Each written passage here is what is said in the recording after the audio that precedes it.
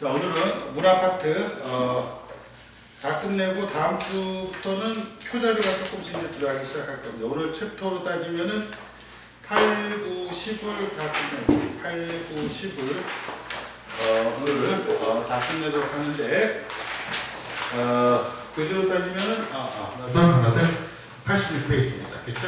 교재로 81페이지인데 문화 파트는 한 세 문제 정도 내지 네 문제 정도가 출제가 되는데 문화 파트는 좀 어렵진 않은데 최근에는 자극전파 쪽이 조금 어렵게 출제가 되고 나머지 것들은 여기 편하게 쉽게 출제가 됩니다라고 보시면 될 거예요. 자, 첫 번째 우리가 문화의 의미다라고 해서 나와 있는데 자, 문화의 의미가 과연 무엇입니까? 라고 하게 되면은 거기 밑에 제가 설명을 갖다 적어놨지만은 화살표 밑에 보면은 문화는 인위적인 것입니다 라고 적혀져 있을 거예요. 그래서 이 문화라고 하는 것 자체는 문화는 우리가 자연적인 것은 절대로 문화라고 하지 않는다. 그래서 문화라고 하는 것의 출발점은 바로 뭐에서 출발하느냐라고 하면 그 밑에 화살표에 나온 것처럼 인위적인 것을 갖다가 우리가 문화라고 이야기합니다 라고 이야기를 해요. 자, 인위적인 것으로서 일단 인간의 행위 중 우리가 유전적, 선천적, 생물학적인 유전적, 선천적이고 생물학적인 행위는 문화가 아니다. 그러니까는 인위적인 것이 되기 때문에 유전적이고 선천적 행동, 그 다음에 생물학적인 행동이라고 하는 것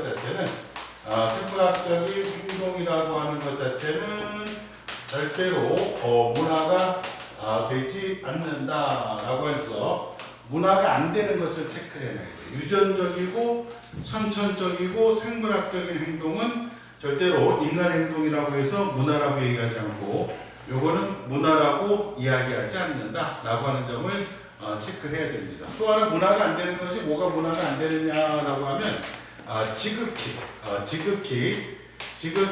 개인적인 행동이라든지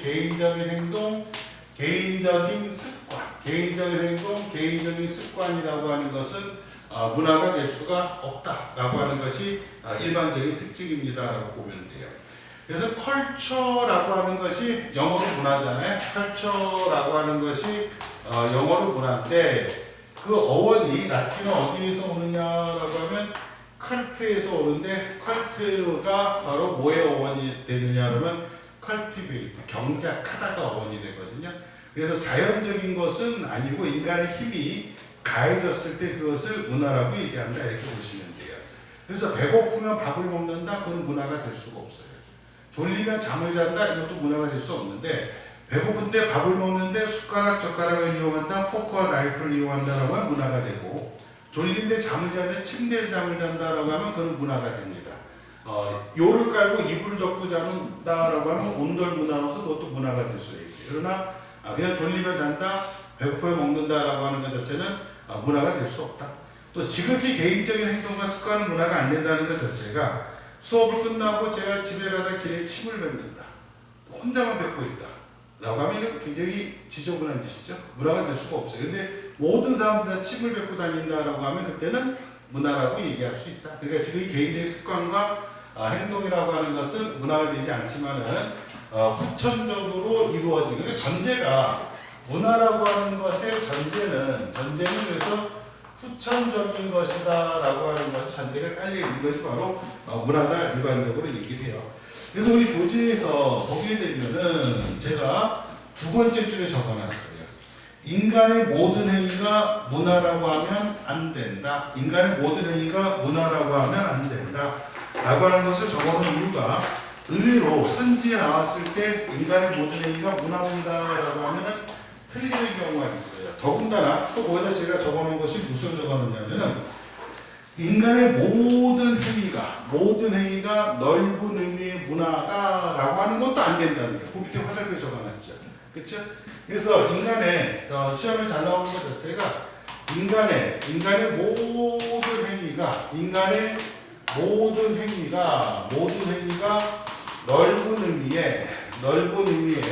의미의 문화에 해당됩니다 라는 요선지가 하면 무조건 안 돼요. 왜 모든 행위라고 얘기하면 안 되느냐라고 하면 모든이 안 되는 이유가 인간에게는 유전적, 선천적, 생물학적인 행동이 있기 때문에 모든 행위가 문화다라고 얘기하면 안 된다. 근데 출제자들이 여러분 속이기 위해서 넓은 의미의 문화라고 해서 출제에도 속으면 안 된다는 겁니다. 절대로 인간의 모든 행위가 문화가 될 수는 없다라고 얘기해요. 근데 왜 출제자들이 시험 문제 출제할 때 이렇게 넓은 의미라고 하는 것을 표현해서 여러분들 속이려고 하느냐라고 하면 이유는 간단해요. 자, 위에 보니까 문화가 좁은 의미와 넓은 의미가 있어요. 문화라고 하는 것이 좁은 의미랑 좁은 의미의 문화와 넓은 의미의 문화가 있는데 좁은 의미라고 하는 것은 일반적인 것이 아니라 좀 스페셜한 거예요. 세련되고 고급스럽고 특별한 거, 특별한 행동을 갖다가 좁은 의미의 문화라고 얘기하는데 따라서 우리가 그냥 일상적인 것을 좁은 의미의 문화라고 이야기하지 않는다라고 해서 일반적으로 좀 행동 자체가 좀 특이해요. 좁은 의미의 문화라고 해서 우리가 그 정신적 물질 진보된 상태, 고급 세련, 그렇죠? 뭐 예술적 의미로 사용이 되어진다라고 나왔잖아요.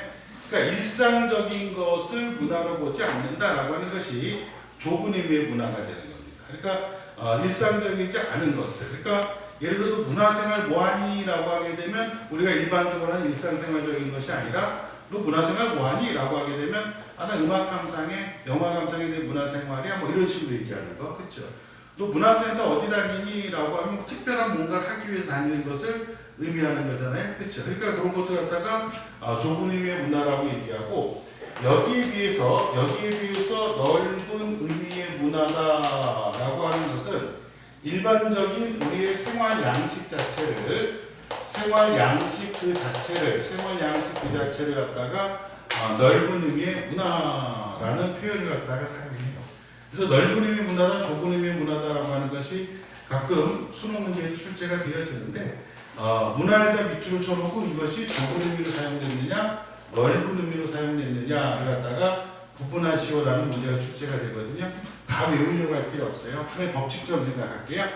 자, 좁은 의미의 문화라고 할 때 다 외우려고 하지 말고 문화 다음에 플러스 어떤 명사가 나오면은 요 문화라고 하는 것은 무조건 좁은 의미예요.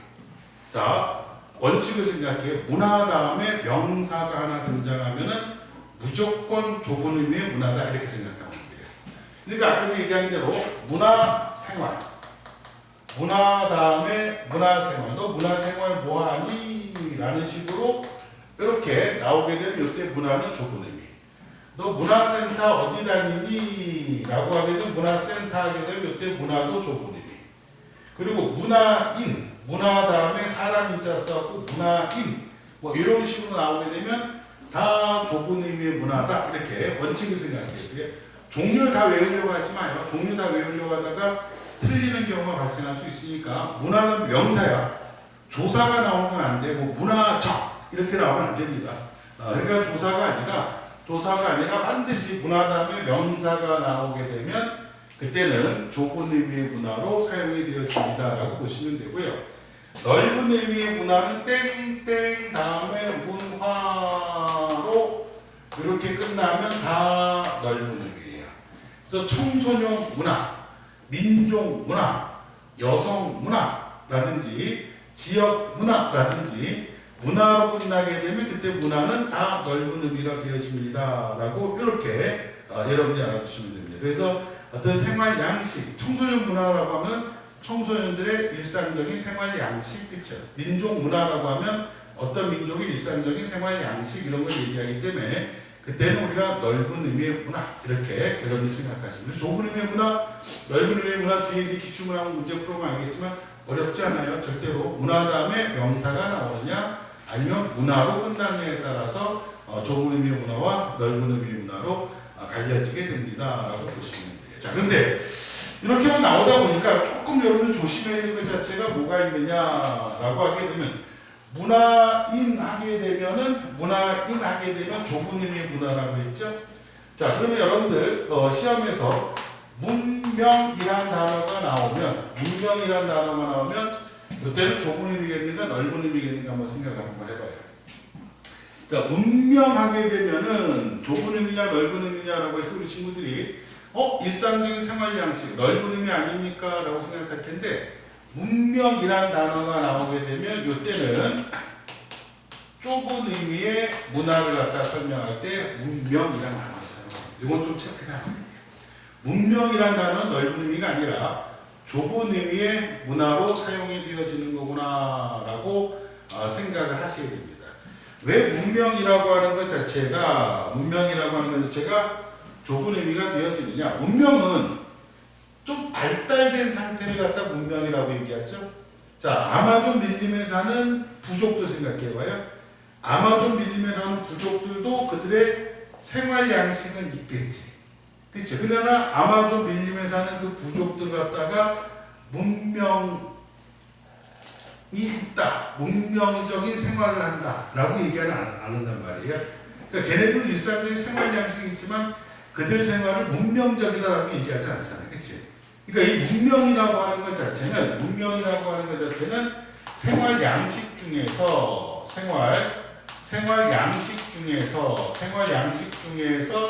좀 발달된 것, 세련된 것을 의미하기 때문에 문명이라고 하는 용어는 좁은 의미로 사용이 되어집니다. 라고 이렇게 준서, 그치? 출석 체크되어 있죠? 그래서 우리가 생활 양식, 지금 교재로는 몇 페이지 하느냐라고 하면 86페이지 하고 있어요. 86페이지. 그래서 요 자체가 우리가 넓은 의미로 사용되는 것이 아니다라는 것만 좀 조심하시면 돼요. 그리고 또 하나 특이한 것 자체는 뭐가 있냐면 시험에도 나왔을 때 문화인류학이라고 하는 요게 나오게 되면은 문화인류학 하게 되면 문화 다음에 플러스 인류학이라고 하는 명사가 나왔어요 라고 볼 수 있는데 이 경우에 문화는 예외적으로 넓은 의미의 문화로 사용이 되어집니다. 넓은 의미의 문화로 사용되어지는 것이 문화인류학에서 예외예요.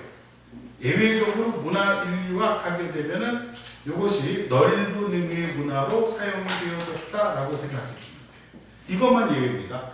문화 다음에 명사가 나오면은 다 좁은 의미의 문화인데 문화인류학이라고 하는 것만 우리가 넓은 의미의 문화로 사용이 되어진다라고 보시면 됩니다. 이거 다 필기할 필요 없어. 내가 이따 준수야 다 필기하지 영상 보내줄 테니까. 앞에 못 들은 거. 이렇게. 그래서 문화인류학의 경우에만 넓은 의미로 문화가 사용된다. 명사가 아직 결합됐지만 이해가 해주시죠? 조심해서 이것만 체크하면 돼요. 어렵지 않습니다. 자, 근데 이건 단독적인 문제로 나오지 않고 요 문화의 개념이라고 하는 것은 그냥 선지 중 하나로 슬쩍 들어가는 형태가 나타나지 문화의 의미를 단독적으로 묻는 문제는 없어요. 물론 내신에서는 물 수 있으나 수능에서는 단독적으로 묻지 않고 1, 2, 3, 4, 5번 선지 중에 하나로 슬쩍 뛰어들어간다. 그냥 이런 정도로만 체크를 해주면 될 겁니다. 무슨 말인지 알겠죠? 예, 그렇게 보시면 돼요. 근데 시험에 100% 나오는 게 이제 거기 밑에 나오는 문화의 속성이에요. 자, 문화의 속성이라고 하는 것 자체가 시험에 잘 나오는데, 자, 문화의 속성은 5가지가 있거든. 자, 문화의 속성은 5가지가 있는데, 일단 최근에는 문화의 속성에서 먼저 이 종류 5가지를 다 암기를 해야 됩니다. 문화의 속성 5가지, 학습성, 공유성, 총체성, 변동성, 축적성 5가지 있잖아요. 5가지 종류 다 암기하기.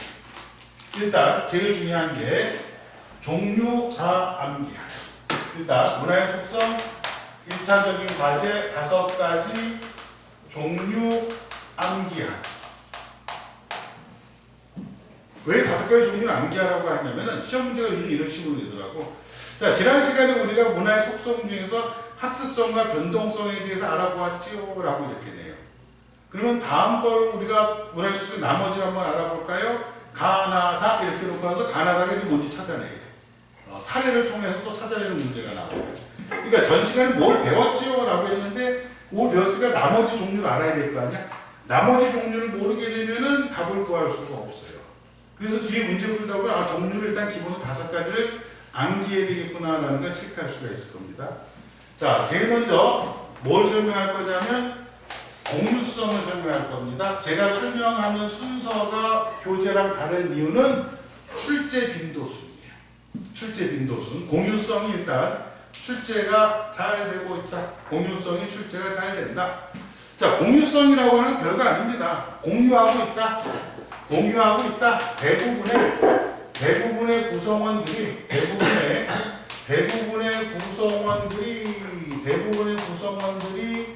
공유하고 있는 생활 양식 등을 갖다가 공유성이라고 얘기합니다. 그래서 공유성도 변해요, 사실은. 옛날 사람들이 공유하던 것하고 현대 사람들이 공유하는 것이 서로 달라지겠죠. 그렇죠? 공유성도 변합니다. 근데 공유성이라는 걸 통해서 우리는 어떤 것을 알 수가 있습니까? 라고 하면 공유성을 통해서 보니까는요, 공통적으로 가지고 있는 생활 양식을 얘기하고 있는데 서로 다른 사회를 구분하는 기준이 된다. 공유하는 것 가지고 서로 다른 사회를 갖다가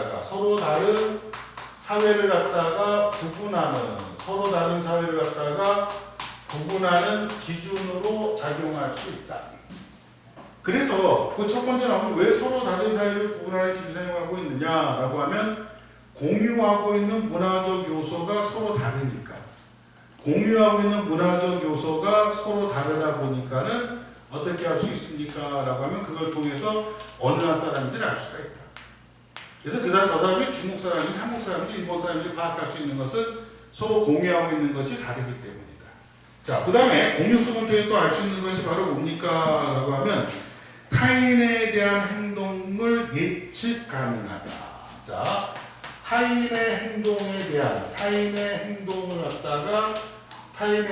갖다가 예측 가능하게끔 되어 있다라고 얘기를 합니다. 타인의 행동을 예측 가능한 것이 우리가 공유성이에요. 그리고 예측 가능하고 타인의 행동을 이해할 수 있어요. 저 사람이 왜 저런 말을 했을까? 왜 저런 행동을 했을까? 라고 하는 것은 우리가 공유하는 생활 양식이기 때문에 이해할 수 있다.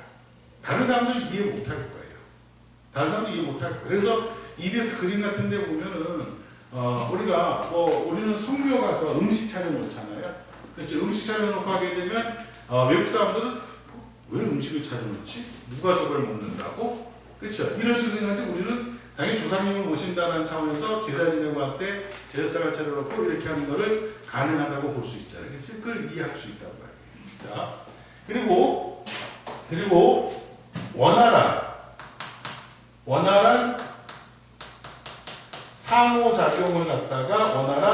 상호작용을 가능케 하는 것이 바로 공유성의 특징 때문에 원활한 상호작용을 갖다가 가능케 하는 것이 또한 특징 중에서 공유성에 가지고 있는 특징입니다라고 얘기를 해요.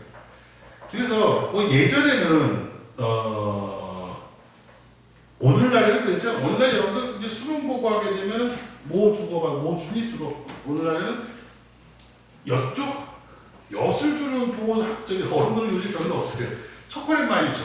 나도 초콜릿 선물하거든. 고3들 어떤 재수생들 단과하는 친구들 끝날 때 되면 초콜릿 같은 거 선물하고 하는데 엿 주면은 엿이라는 게 마치 합격의 의미였어요. 그래서 예전에 그 학력고사나 뭐 이렇게 보게 되면 지금은 대학 가서 시험을 안 봐서 그래요. 우리 때는 학력고사 그 자기가 원서낸 대학 가서 봤거든. 그러니까 대학 가서 보면은 문에다 엿을 붙여놔요 학부모들이. 철석 붙으라고. 그래서 엿이 합격의 상징이었어요. 그래서 EBS 문제에서도 뭐가 나왔었냐면은 아버지 엿 드세요. 이렇게 나온다. 아버지 엿 드세요 라고 하니까 아버지가 땀을 뻘뻘 흘리면서 그래 승진 시험 잘 볼게 라고 하는 이런 모습들이 나왔을 때 여기서 알 수 있는 것이 바로 뭐냐라고 공유성이었거든. 그러니까 아빠한테 평소에 아빠 엿 먹어 라고 하면 그것은 욕처럼 보이는데 시험 때 앞시험 아버지 엿드세요. 아빠 엿드세요라고 하면은 아 그래 시험 잘 볼게라고 하는 것 자체가 공유하는 생활 양식이기 때문에 그러니까 공유성도 변할 수 있다는 것 자체가 아까 얘기했는데 요즘에는 그런 게 없잖아. 그리고 요즘에 그런 말 하는 것 자체가 안 통한다고. 그래서 문제 유형도 좀 바뀌어야 돼요. 국수 언제 먹게 해줄 거야 라는 것은 무슨 뜻이겠어? 전혀 모르겠지. 옛날에 국수 언제 먹게 해줄 거야 라고 하는 것은 결혼 언제 할 거야 그 뜻이었거든. 근데 니네는 그런 공유 안 하잖아. 그렇죠. 그러니까 이제 원하는 상호작용을 할 때 다 같이 쓸 수 있는 공유하는 말을 해야지. 지금 국수 언제 먹게 해줄 거야 라고 하면 예? 지금 가지요 라고 얘기가 나올 수 있는 것이 바로 그런 부분이에요. 엄마 김장하셔? 안 하시죠? 안 해요. 우리 엄마도 안 해. 연세가 70이 넘어서도 안 해요. 근데 예전에는 겨울에 인사가 김장을 하셨어요? 라고 하는 거. 못 먹고 못 살 때는 식사를 하셨어요? 라고 하는 것이 서로 공유하는 인사 방법이었는데 지금은 식사하셨어요?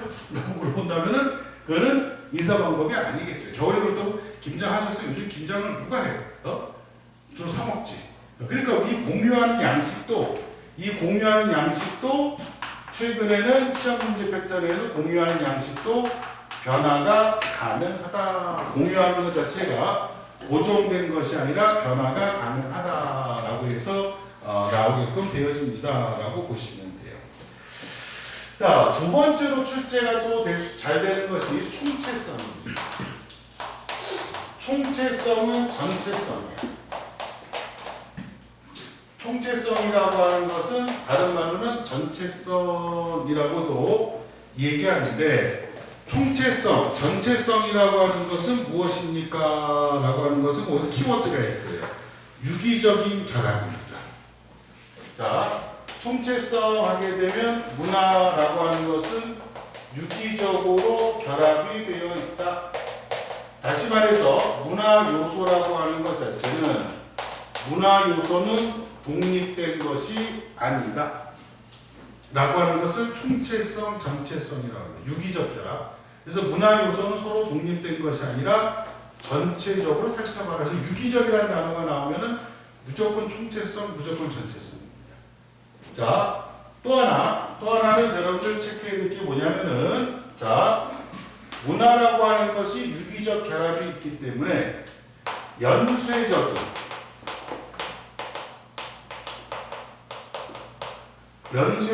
변동이 나타난다.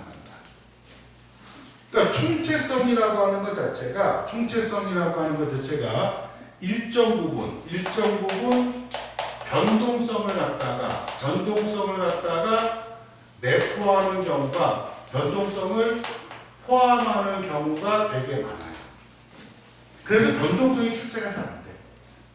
변동성이 출제가 잘 안 되고 총체성, 전체성이 잘 출제가 되는데 변화하는데 이걸 보셔야 돼요. 자,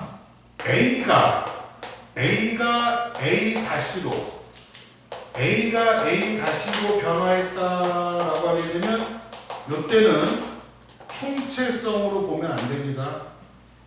A가 A-로 변화했다라고 하면 이건 총체성이 아니에요. 자, 미리 얘기하면 A가 A-로 변화했다라고 하게 되면 요거는 그냥 변동성이에요. A가 A-로 변한 건 변동성입니다. 변동성 제가 굳이 이따가 설명 안 해요. 변화가 됐다라고 하는 것은 A가 A-로 변화가 됐다면 그건 변동성이야. 예를 들어서 맨 처음에 김치가 하얀색의 김치였다가 빨간 김치로 변화가 되었습니다라고 하게 되면 이게 방금 얘기한 대로 A가 A-로 변하게 됩니다. 이때는 총체성이라고 얘기하면 안 돼요. 이때는 그냥 변동성입니다. 변동성 갖다 얘기하는 거예요. 자, 그런데 A가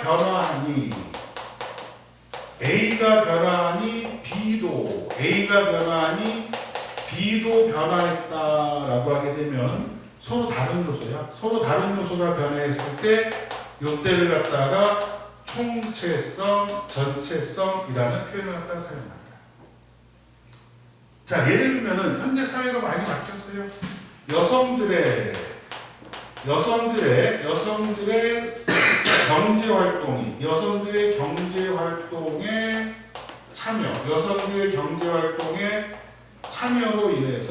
참여로 인해서 뭐가 바뀌었느냐라고 하니까 회식 문화가 변경이 되었어요 라고 하게 되면 이게 통째성의 특징이 되는 겁니다.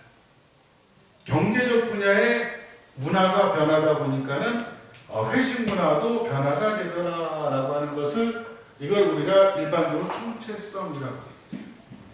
실제로 여성들이 사회활동에 참가가 많이 되면서 예전처럼 회식이 내일은 없다. 오늘 먹고 죽자. 라고 하는 그런 회식 문화는 많이 없었어요. 내가 책을 출판하는 그 책 출판사의 팀장님이 책이 다 완성되면 항상 나한테 얘기하는 게 나한테 형님이라고 그러는데 쌤, 형님 소주 한 잔 사주세요. 그러면 그래 소주 한 잔 먹자. 책 다 나왔으니까. 그래서 뭐 사줄까? 그러면 꼭 얘기하는 게 삼겹살 소주 한 잔 사주세요. 그러니까 맨날 먹는 게 회식하면 삼겹살 소주 아니냐 그러면은 아니요. 회식할 때 삼겹살 소주 못 먹어요. 그리고 왜 못 먹냐 그랬더니 자기네 직원 18명인데 여성이 17명이에요. 여자가 17명이고 팀장이 하나만 남자인데 삼겹살 보면 옷에 냄새 난다고 싫고 그 다음에 뭘 회식을 꼭 그렇게 해야 되느냐. 차라리 그 돈 모아놨다가 뮤지컬이라든지 공연 하나 보고 나와서 간단히 차 한잔 한다든지 맥주 한잔 먹자. 이런 식으로 바뀌었다는 거예요. 그러니까 자기가 바깥에서 삼겹살 소주 한 집에서도 구워 먹을 수 있을 거 아니에요. 집에서도 잘 안 구워 먹는다. 기름튀기고 뭐 한다고. 그래서 꼭 그렇게 먹자라고 하는 게 진짜 많이 바뀌었어요. 우리 이투스에서도 여직원들이 좀 있거든. 그러니까 회식을 하려고 하는데 쌤 요즘 이제 술집 좀 그만 가고요. 우리도 좀 하나 보러 가요. 그래갖고 그래 뭐 보러 갈까라고 이제 물어보니까 아마 서울이다 보니까 LG 트윈스랑 두산 베어스 팬들이 좀 꽤 있더라고. 그래서 야구장 가요 그러더라고.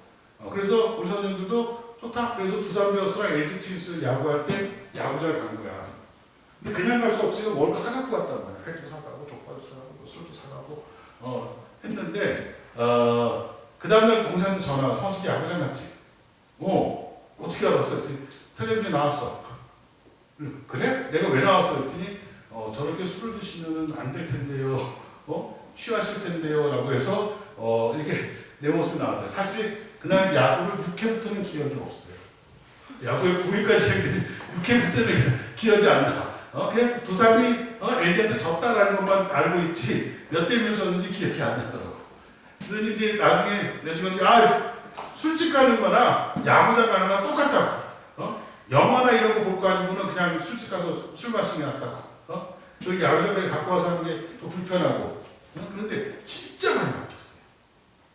여자들이 경제활동 참여하면서 결정타로 바뀐 게 뭔지 알아요?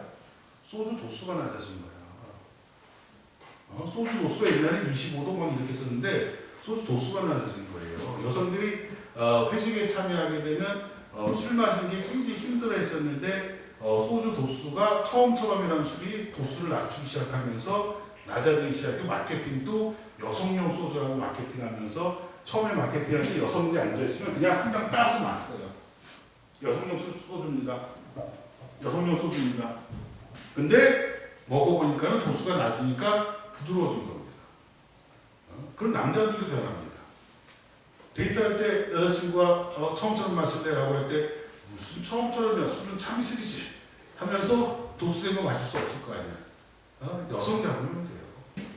그 마케팅이 그렇게 나타나는 것이 바로 이 총체성입니다. 잘 보셔야 돼요. A가 변하니까 B가 변한다는 게 둘 다 조심해서 보셔야 할 게 문화 요소에 됩니다. A의 문화 요소가 변하니까 B의 문화 요소가 바뀌는 거야. 자, 함정을 조심합시다. 함정을 조심합시다. 어떤 함정을 조심하느냐라고 했더니 코로나가 유행을 하면서